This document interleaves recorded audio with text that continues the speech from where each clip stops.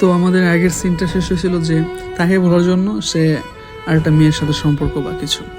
তো মানে ওই মেয়েটার সাথে যখন মানে ঝামেলা হইলো, ঝামেলা যখন দেখলো যে মেয়েটা দূরত্ব মানে মানে ছেলেটার থেকে একটু দূরে দূরে হইতেছে, তখন ছেলেটা তো বলতে পারে না, পাগলের মতন করতেছে।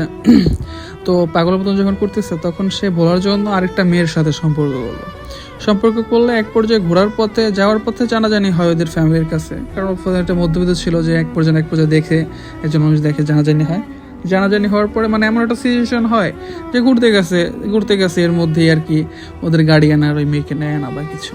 তো তখন সিজনটা মানে কেমন মানে সিচুয়েশনটা কেমন হয়েছে আসলে এটা বোঝানো যাবে না। তখন ছেলেটা বাধ্য হয়ে মেয়েটাকে মানে বিয়ে করা এক পর্যায়ে 2 পর্যায়ের পরে মেয়েটা ওই মানে ছেলেটা ওই মেয়েকে ফোন দিয়ে বলে যে আমি তো এরকম বিয়ে করছি, দেখছো তো এখন বা এটা সেটা।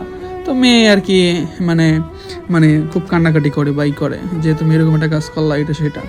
তো অনেক কষ্ট পায় তখন। তো মানে মেয়েটা বলছিল যে হয়তো বা ছেলেটা এরকম কিছু করবে না বা কিছু।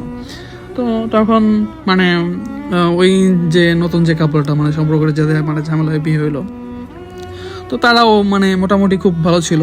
তো ওই মানে ছেলে তো ওই মেয়েকে বলতে পারতেছে না যে আগে মানে যার সাথে সম্পর্ক হয়েছে তারা তো বলতে পারতেছে না।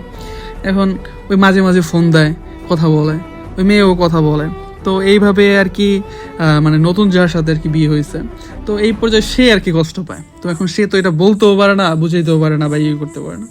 তো মানে এই ছেলেটা এখন হয়েছে এমন একটা অবস্থা যে এই যে নতুন যে এইটা বউটা ওর মানে কেয়ারিং দেখা ওকে আস্তে আস্তে ভালোবাসতে শুরু করলো। তো ওকে যখন ভালোবাসতে শুরু করলো, দেখেন মানে কি একটা দুনিয়ার কি একটা সিস্টেম। ওকে যখন ভালোবাসতে শুরু করলো, যখন ওই জিনিসটা বুঝলো, তখন তার মানে দুর্বলতার যত সুযোগগুলো আছে সে তখন সেই সুযোগগুলো নিতে শুরু করলো। সেটা কিভাবে মানে তার ফ্যামিলির কোনো সমস্যা হইলে সেই সমস্যাগুলো মানে সলভ করা, মানে ছেলেটাকে মানে ভাঙাইয়া যেভাবে ও কি করতো। তো এইভাবেই আর কি চলতেছিল তাদের জীবনটা।